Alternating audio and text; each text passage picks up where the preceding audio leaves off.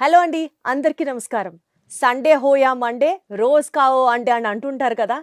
రోజుకొక గుడ్డు తినండి, డాక్టర్ నుంచి దూరంగా ఉండండి. ఇలాంటివి చిన్నప్పటి నుంచి స్కూల్లో పిల్లలకి చెప్పి చెప్పి మనం కూడా చదువుకొని ఉన్నాం. కానీ ఇప్పుడు ఆ ఎగ్ తింటేనే క్యాన్సర్ వస్తుందని అంటున్నారు కదా. సో ఎగ్ తినడం వల్ల క్యాన్సర్ వస్తుందా? ఎగ్స్ తినడం ఆపేయాలా? మరి ఒకవేళ ఎగ్స్ తినడం ఆపేస్తే ప్రోటీన్ సోర్స్ మీద మాక్సిమం రోజుకి 6 గుడ్లు తినండి, 7 గుడ్లు తినండి అని మన జిమ్‌కెళ్ళిన వెంటనే చెప్తూ ఉంటారు కదా మనల్ని ట్రైన్ చేసేవాళ్ళు. మరి అప్పుడు ప్రోటీన్ కోసం దేన్ని ఎతుక్కోవాలి? అసలు ఎగ్స్ తినడం సేఫా? కాదా? దీని గురించి మాట్లాడదాం. మనతో ఉన్నారు డాక్టర్ రవికాంత్ గారు. హలో సార్, నమస్తే. నమస్తే సార్, అండి. ఇంతకీ మీరు ఎగ్గిటేరియనా కాదా? ఎగ్ ఫుల్ తింటానండి. అవునా? ఇప్పుడు కూడా తింటున్నారా సార్? తింటాను. మరి ఎగ్స్ తింటే క్యాన్సర్ వస్తుందంటున్నారు. ఇప్పుడు బిగ్గర్ పర్స్పెక్టివ్ చూడరండి ఎవరు. అంటే బిగ్గర్ పర్స్పెక్టివ్ ఎగ్‌లో ఎక్కడో ఎవరో ఏదో వచ్చిందని చెప్తున్నారు. మనం తినే కూరగాయల్లో, ఆకుకూరలో ఎంత పెస్టిసైడ్స్, ఎన్ని కాన్సంట్రేషన్‌లు ఉన్నాయి అన్నీ మెజర్ చేస్తే మీరు అసలు ఫుడ్ తింటం ఆపేసి ఏం చచ్చిపోతారు. తినాలి సార్ ఇంకా? అందుకే చెప్తున్నా కదా! కొన్ని మనది రెగ్యులేటరీ బాడీ ఈస్ నాట్ అన్నీ ప్రాపర్‌గా చెక్ చేస్తే గనక అన్నిట్లో చాలా కనపడతాయి. సో, మనం అవన్నీ చెక్ చేయట్లేదు. సో, ఇప్పుడు మీరు ఒక కూరగాయలున్నాయి, ఆకుకూరలున్నాయి. కడిగేసి చేస్తున్నాము. ఎంతవరకు దాని మీద ఉన్నాయి పోయినియి, దాని లోపలికి ఎన్నెళ్ళినియి మనకు తెలీదు. There is no filter there. Hmm. కానీ మనకి ఒక ఫిల్టర్ అనేది ఎగ్ అనేది గానీ, మిల్క్ అనేది గానీ ఒక ఫిల్టర్ ద్వారా వస్తాయి. ఓకే. సో, ఫర్ ఎగ్జాంపుల్ మనకి తల్లికి పాయిజన్ ఇచ్చినప్పటికి గూడా 99% ఆఫ్ ద పాయిజన్ బిడ్డకెళ్ళవు. హ్మ్. దెర్ ఈస్ ఎ బ్యారియర్ అంటారు. అంటే మన కొన్ని టాక్సిన్స్ ఉంటాయి. మనం చాలా అంతెందుకు ప్రతి మందు ఈస్ ఎ టాక్సిన్. ఇప్పుడు మనం తీసుకునే ప్రతి టాబ్లెట్ టాక్సినే. కాబట్టే మన బాడీ దాన్ని టాక్సిన్ కింద ట్రీట్ చేస్తది. దాన్ని లివర్ మెటబలైజ్ చేస్తది, యూరిన్‌లో బయటికి పంపించేస్తది. దీన్ని జీనోబయోటిక్స్ అంటారు యాక్చువల్లీ. బయట నుంచి జీనో అంటే మన బాడీలోది కాని సబ్స్టెన్స్. మనం రోజు తినే ఫుడ్ లాంటిది కాదు ఇది. ఇదేదో కెమికల్. ఇదొచ్చింది, దీన్ని డిటాక్సిఫై చేయాలి, బయటికి పంపించేసేయాలి. ఇలా మన డీటాక్సిఫై అయ్యే వరకు మన బ్లడ్‌లో సర్క్యులేట్ అవుతా ఉంటది. మన బ్రెయిన్ కణాలు చాలా సెన్సిటివ్ ఉంటాయి. దాని మీద ఇలాంటి టాక్సిన్ ఎఫెక్ట్ పడితే కూడా దాని పెర్ఫార్మెన్స్ తగ్గిపోతది. ఓకే. అందుకని దెర్ ఈస్ ఎ బ్యారియర్ అంటారు. అంటే బ్లడ్ బ్రెయిన్ బ్యారియర్ అంటారు. ఓకే. చాలా వరకు మందులు ఈ బ్యారియర్ దాటి బ్రెయిన్‌లోకి వెళ్ళలేవు. ఓకే. బ్రెయిన్ పెనిట్రేషన్ ఉన్న డ్రగ్స్ చాలా తక్కువ ఉంటాయి. ఓకే. బ్రెయిన్‌లోకి వెళ్ళే డ్రగ్ బ్రెయిన్‌లో ఇన్ఫెక్షన్ వచ్చి చీమగడ్డ అయిందనుకోండి, దానికి సెపరేట్ బ్రెయిన్‌లోకి వెళ్ళే మందు ఏదో చూసుకుని అదొక్కటే ఇస్తాం. 10 డ్రగ్స్ ఉంటే ఒకటే బ్రెయిన్‌లోకి వెళ్ళేవి ఉంటాయి. ఓకే. అట్లా ఆ బ్లడ్ బ్రెయిన్ బ్యారియర్ దాటి వెళ్ళాలి. అదే బ్యారియర్ బేబీ కోసం, తల్లి గర్భంలో బేబీ ఉంటారు కదండి, ఆ బేబీకి కూడా మన రక్తంలో ఉన్న టాక్సిన్స్ అన్నీ వెళ్ళకుండా బ్లడ్ ప్లాజెంటల్ బ్యారియర్, ప్లాజెంటా అంటే మన మాయ అంటారు కదండి, అది అంటే తల్లికి బిడ్డకి మధ్య ఉండే ఫిల్టర్ లాంటిది. అది అన్నిటిని పంపించదు దాంట్లో. ఒక ఫిల్టర్ ద్వారా బేబీకి వెళ్తుంది. అంటే వీళ్ళు చాలా సెన్సిటివ్ అనేది. రీసెంట్గా ఒక ఐవీఎఫ్ డాక్టర్ గారు కలిశారు. ఫ్లైట్లో వెళ్తుంటే పక్కన కూర్చున్నారు. తనతో మాట్లాడుతూ ఉంటే చెప్తా ఉన్నారు, ఇప్పుడు ఐవీఎఫ్ చేసేటప్పుడు ఆ ఎగ్ని, ఆ స్పర్మ్ని కానీ హ్యాండిల్ చేస్తూ ఉంటారు కదా, అవి ఎంత సెన్సిటివ్ ఉంటాయి అంటే కొంచెం పెద్ద సౌండ్ వచ్చినా కానీ అవి వైబ్రేట్ అయిపోతూ ఉంటాయంట. అంటే అవి షివర్ అయిపోయే అంత ఉంటుంది. అసలు ఒక్క చిన్న డస్ట్ పార్టికల్ వచ్చినా, ఒక చిన్న బ్యాక్టీరియా వచ్చినా మొత్తం స్మాష్ అయిపోతాయంట. సో అంత ఐవీఎఫ్ ల్యాబ్స్ కూడా అంత జాగ్రత్తగా మెయింటైన్ చేస్తూ ఉంటారు. సో అక్కడ సౌండ్ కూడా రానివ్వనండి నేను, అవి చూస్తుంటాను ఒక్కోసారి, వాటి పెర్ఫార్మెన్స్ వాటిలో కూడా ఉంటుంది. అంటే అంత సెన్సిటివ్గా ఉండే కణాలని ప్రొటెక్ట్ చేయడానికి మన ప్రకృతి ఆల్రెడీ మనకు ఒక బ్యారియర్ ఇచ్చింది. సో మనం ఇచ్చింది ప్రతి ఒక్కటి అలా రాదు. బిడ్డకి వెళ్ళే పాలు కూడా అంతే, దాంట్లో ఒక ఫిల్టర్ ద్వారానే అన్నీ వెళ్ళిపోవు. కొన్ని మందులు safe to use in lactation అని ఇస్తారు, కొన్నేమో not safe to use in lactation అని. అలా ఇవి పాల ద్వారా పిల్లలకి వెళ్ళే అవకాశం ఉంటుంది అని లేబులింగ్లో ఉంటుంది ఖచ్చితంగా. మీరు ఏ మందుకు తీసినా దాంట్లో ఒక బ్రోచర్ ఉంటుంది, ఇన్ఫర్మేషన్ బ్రోచర్, దాన్ని చదివితే తెలుస్తుంది అనమాట. ఇవన్నీ ఎందుకు చెప్తున్నానంటే, ఇప్పుడు మీరు ఒక పెస్టిసైడ్స్ కొట్టిన ఆకుకూరలో కూరగాయలో తింటున్నారు, there is no filter there. Okay. వాటిని డైరెక్ట్గా తినేస్తున్నాం. వాటిలో ఉన్న కార్సినోజన్స్ అంటే క్యాన్సర్ కారకాలు ఉన్న కెమికల్స్ అన్నిటినీ మీరు ప్రతి దాంట్లో చేస్తే అక్కడికక్కడే హార్ట్ అటాక్ వచ్చేస్తుంది మీకు. మీరు ఎగ్ని బ్లేమ్ చేసే ముందు వాటిని బ్లేమ్ చేయండి. ఎగ్ అనేది ఒక తల్లి నుంచి ఒక కొత్త జీవం తయారవుతుంది. There is a partial protection there. అది దాటుకుని రావాలి. మరి అలా దాటుకొని వచ్చింది కొన్ని ట్రేసెస్ ఆఫ్ యాంటీబయాటిక్స్ దొరికాయి ఒక ప్రముఖ బ్రాండెడ్ ఎగ్ కంపెనీలోనే అని కదా సార్ చెప్తున్నారు. ఎగ్జాక్ట్లీ. మీరు అదే టెస్ట్లు అలాంటి వందల ప్రోడక్ట్స్ ఉన్నాయి. వాటిలో మీరు వీటిలో చూడండి, కూరగాయల్లో ఆకుకూరల్లో చూడండి, మీకు ఇంకా వైబ్రేషన్స్ వచ్చేస్తాయి. మీరు చూసి మాట్లాడాలి కదా. కానీ ఇప్పుడు చూసాం కాబట్టి దీని గురించి డిస్కస్ అది కదండి, మీరు రూపాయి సమస్య గురించి మాట్లాడుతున్నారు, నేను ₹1,00,00,000 సమస్య గురించి మాట్లాడుతున్నాను. ఎగ్గులో ఏదో ఒక మందు ట్రేస్ అయ్యేది నా దృష్టిలో రూపాయి సమస్య. మనం మిగిలిన కూరగాయలు ఆకుకూరలు మనం తినే ధాన్యం వీటిలో రోజు తినే అన్నంలో ఉండే కెమికల్స్ ₹1,00,00,000 సమస్య అంటాను నేను. మీరు ₹1,00,00,000 వదిలేసి రూపాయి సమస్య వెనకాల పడితే ఎలాగా? మీకు దానికి ఇప్పుడు ఎవడు చేయలేదు, చేస్తే కదా తెలిసేది. ఎవరు చేయాలి, చేసి ఎవడు ఇవ్వాలి రిజల్ట్స్? ఇది మీ బాధ్యత, నా బాధ్యత. ఇట్స్ ఎ రెగ్యులేటరీ అథారిటీ, వాళ్ళు చేయాలి. అంటే వాళ్ళు ఒక టెస్ట్ చేసి ఇప్పుడు ఒక రిపోర్ట్ బయటకు వదిలే వరకు టెన్షన్ పడక్కర్లేదు. అంతేగా, రూపాయి సమస్య అన్నానంటే ఏంటి, టెన్షన్ పడక్కర్లా.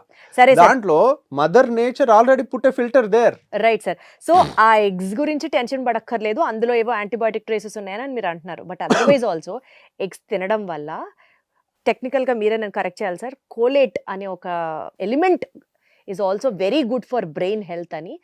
ఈ కోలేట్ గనక అక్యుములేషన్ జరిగి బాడీలో TMAO అనే ఒక compound which causes or which is very risky for prostate cancer అని ఈ ప్రచారం జరుగుతోంది. అసలు ఇందులో నిజం ఎంత సార్? ప్రాబ్లం ఇక్కడే వచ్చిందండి. Non technical people technical things లోకి వెళ్తే ఇలాగే ఉంటుంది. ఒక డాక్టర్ అవ్వాలంటే ఎన్నేళ్ల కృషి, ఎన్నేళ్ల, ఇప్పుడు ఇంటర్మీడియట్లో 18 గంటలు చదువుతుంటారండి, పుస్తకాలతో కుస్తీలు పడుతూ ఉంటారు. ఎన్ని ఎమోషనల్ బ్రేక్ డౌన్స్ అవుతాయి, ఎంత సబ్జెక్ట్ గుర్తుపెట్టుకోవాలి, ఎంత టాప్ ఆఫ్ ద టాప్లో అన్నీ ఉంటే కానీ అది చేయలేరు. సో సైన్స్ని ఒక 2 టెక్నికల్ వర్డ్స్ వాడితే మనం చేయలేం. మీరు ఒక 30 ఏళ్ళు అలా చదివిన తర్వాత ఒక గట్ ఫీలింగ్స్ వచ్చేస్తాయి. దేనికి రూపాయి సమస్య, దేనికి ₹1,00,00,000 సమస్య, ఏది ₹10 సమస్య అనేది. సో ఆ ఇన్సైట్ టెక్నికల్ పీపుల్ కి నాన్ టెక్నికల్ పీపుల్ కి రాదు, ఖచ్చితంగా ఉంటుంది. రాదు, ఎప్పటికీ రాదు. మీరు గూగుల్ చేసి చదివినా మీకు రాదు. You get scared. మీరు అవన్నీ చదివితే పిచ్చెక్కిపోద్ది. కాబట్టి అవన్నీ జనరల్ పబ్లిక్ చదవటానికి కాదు. ఒక రేర్ కోలినట్ అని కానీ రేర్ కెమికల్స్ కానీ పెడితే ఇంకా మీరు ఒకటే చూస్తున్నారు. అట్లాంటి వేలు వందలు లక్షలు ఉంటాయి అట్లాంటివి. అన్ని చదువుతూ పోతే దేనికి రూపాయి సమస్య ఏది, ₹1,00,00,000 సమస్య ఏది అనేది ఒక 30 దీనికి సిగ్నిఫికెన్సే లేదంటారా? లేదండి. మీరు ఏది పడితే అది టెస్టులు చేస్తే, నేను అనేది అదే, మీరు ఒక నేచురల్ ఫిల్టర్ ఉంది. ఇప్పుడు what is the best food available on earth అంటే నో డౌట్ తల్లిపాలు నెంబర్ 1, నెంబర్ 2 ఎగ్. ఓకే, ఇంకా దాంట్లో డౌటే లేదు. ఓకే. అండ్ ఇది నా మాట కాదు, నేను ఎక్కడ పుస్తకాల్లో చదివింది కాదు, ఇది బై నేచర్ని చదివి చెప్పింది. చివరికి ఒక లెవెల్ దాటి 30-40 ఏళ్ళు పుస్తకాలన్నీ చదివిన తర్వాత చివరికి ఇదంతా బుల్షిట్, నేచరే కరెక్ట్ అనే ఫీలింగ్ కూడా మీరు చెప్పే థియరీ గేదె పాలకి కూడా అప్లై అవుతుందిగా? అవుతుంది. ఆబ్వియస్లీ ఫిల్టర్ ఉంటుంది అంటున్నారు. అంటే మరి అందులో కూడా గ్రోత్ హార్మోన్స్ వచ్చేస్తున్నాయి పిల్లలకి, యాంటీబయాటిక్లు వచ్చేస్తున్నాయి, తల్లులు పిల్లలకి పాలు పట్టించడం కూడా మానేస్తున్నారు కదా సార్? రైటేనండి. అంటే ఏది కూడా మిల్క్ ప్రొడక్షన్ పెంచాలనుకోండి, ప్రొలాక్టిన్ హార్మోన్ ఇస్తారు.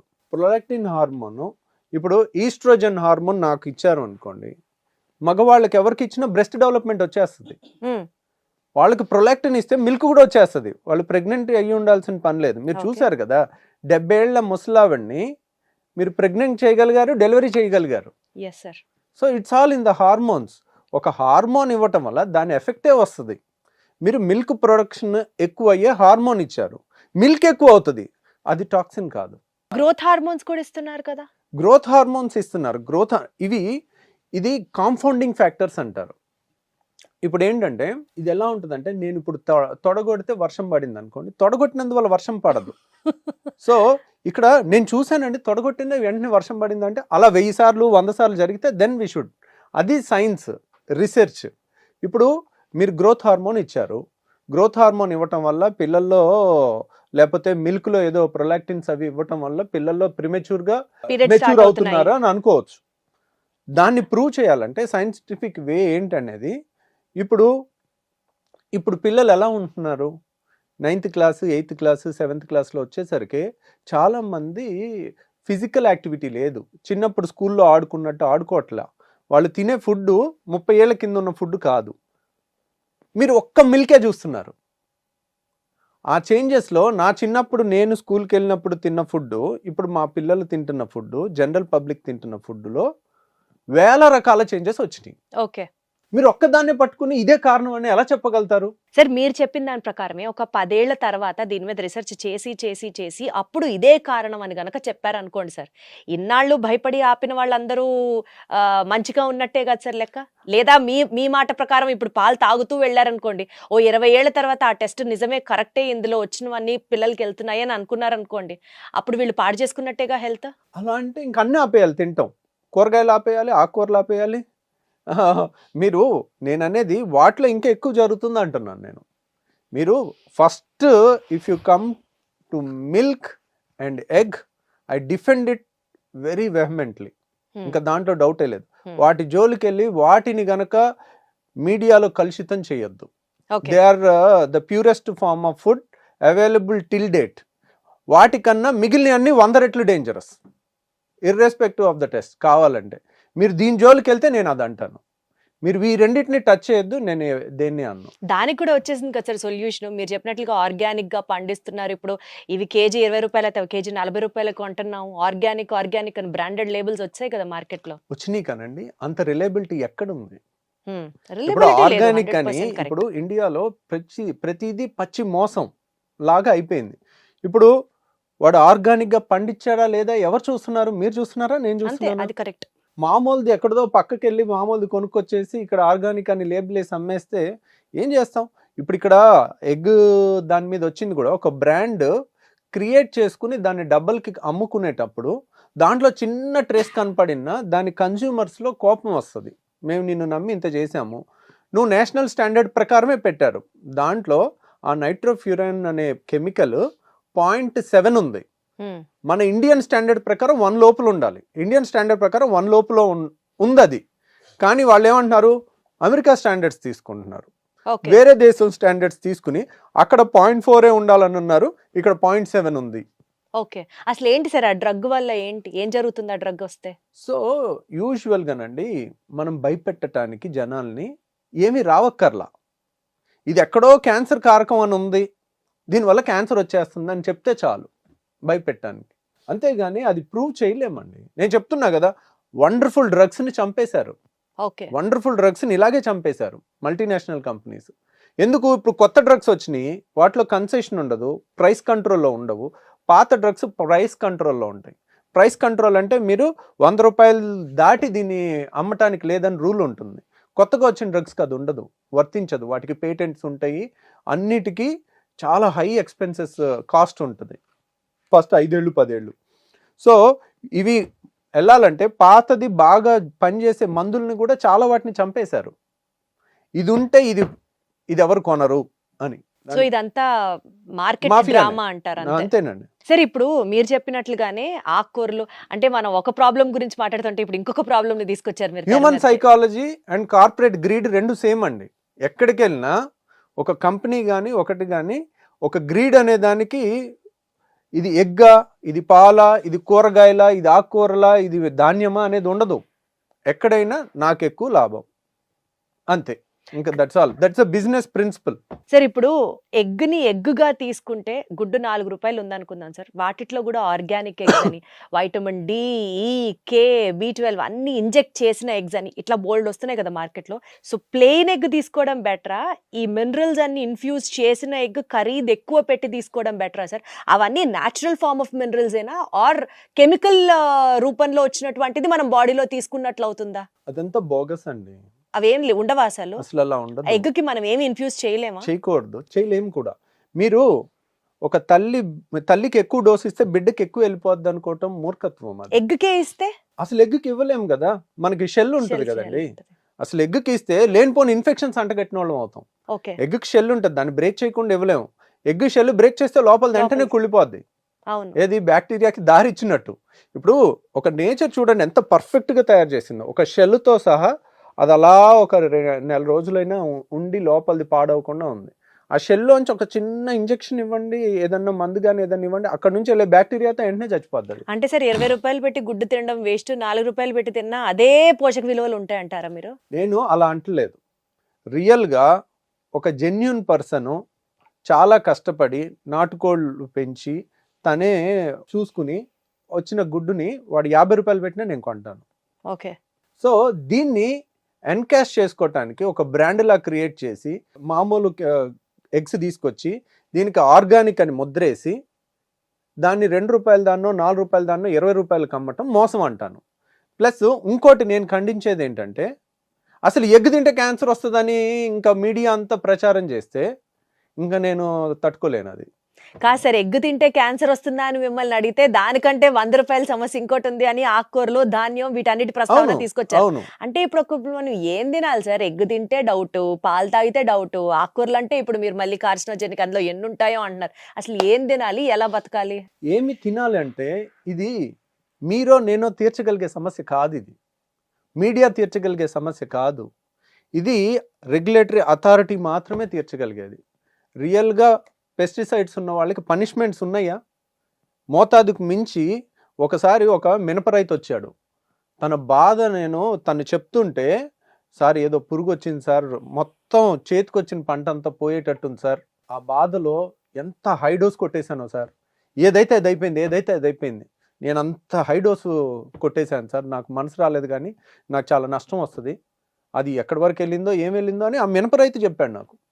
అదే ఎవరు ఇప్పుడు మా రోజు మినపప్పుతో దోశ తింటాం మనం. ఇప్పుడు ఇది సీక్రెట్ ఇన్ఫర్మేషన్. ఒక పేషెంట్ లాగా నా దగ్గరకు వచ్చి తన బాధలన్నీ చెప్పుకుంటూ దాంట్లో ఏం వేసావు ఏంటి అని అంటే ఇలా వచ్చింది ఇలా కొట్టేశాను పిచ్చి పిచ్చిగా అని. ఎవడు పట్టించుకున్నాడు? ఏ ఎకరంలో పట్టించుకుంటాడు? ఎవడు చూస్తున్నాడు? అవును సార్. సో అవి పెద్ద పెద్ద ప్రాబ్లమ్స్. అవి డైరెక్ట్గా గింజ మీద కొడతారు, ఆ గింజనే తింటున్నాం. ఇది కాదు కదా అలాగా. కాబట్టి ఎగ్ పాల జోలికి వస్తే మాత్రం నేను వాటన్నిటిని చూసి అప్పుడు దీని జోలికి రమ్మంటాను. Got it sir. అంటే ప్రస్తుతానికి ఒక చిన్న ఉపశమనంతో వీడియోని ముగిద్దాం సార్. మీరైతే తినచ్చు అని చెప్తారు. హ్యాపీగా తినండి. అసలు ఎగ్ గురించి ఆలోచించకండి. దానికి ఆల్రెడీ మన నేచర్ ఆలోచించి దానికి ఇవ్వాల్సిన ప్రొటెక్షన్ ఇచ్చింది, పాల గురించి కూడా ఇచ్చింది, ఏం పర్వాలేదు. మీరు మిగిలిన హెల్దీ లైఫ్ స్టైల్ ఇప్పటికీ కూడా మీరు సోమరిపోతుని చేసి పిల్లల్ని మొబైల్తో 4-5 గంటలు షార్ట్లు చూపించి ఎక్సర్సైజులు లేకుండా ఉదయం 7ంటికి పంపించి సాయంత్రం 7 దాకా స్కూల్లో ఉంచి రుబ్బి వాళ్ళ జీవితాన్ని అంతా నాశనం చేస్తున్నారు. అది ఆపండి చాలు. మీరు ఎగ్ గురించి ఎగ్ తింటే క్యాన్సర్ వస్తుంది, ఇది తింటే పాలు తాగితే ఎర్లీ మెచ్యూరిటీ వస్తుంది, ఇవన్నీ ప్రూవ్ లేని దాని గురించి వద్దు. మన జాగ్రత్తగా ఉందాం. అవి కూడా తెలివిగా, సపోజ్ మనకు తెలిసిన వాళ్ళు ఉన్నారు, కొంచెం రిలయబుల్ ఉన్నారు, పోసేవాళ్ళు గేదె పాలు డైరెక్ట్గా చేస్తున్నారు, ర్యాండమ్గా ఒకసారి వెళ్ళి చెక్ చేసుకోండి నిజంగా చేస్తున్నారా లేదా. ఓకే రిలయబుల్ ఉంది, సో వీళ్ళ దగ్గర తీసుకుందాం. ఓ 30 రూపాయలు ఎక్కువ, మరి మేము ప్యాకెట్ పాలు తీసుకోవట్లే అలాగే చేస్తున్నాము, మాకు నూనె నుంచి రోజు పాలు వస్తాయి. ఒకసారి మంత్లో ఒకసారి వెళ్ళి ర్యాండమ్ చెక్ చేసాము, ఓకే వీళ్ళు బాగానే ఉన్నాయి, పెరుగు క్వాలిటీ బాగానే ఉంది, ఏమి వాటర్ కలపట్లేదు, ఏం కెమికల్స్ కలపట్లేదు, హ్యాపీ.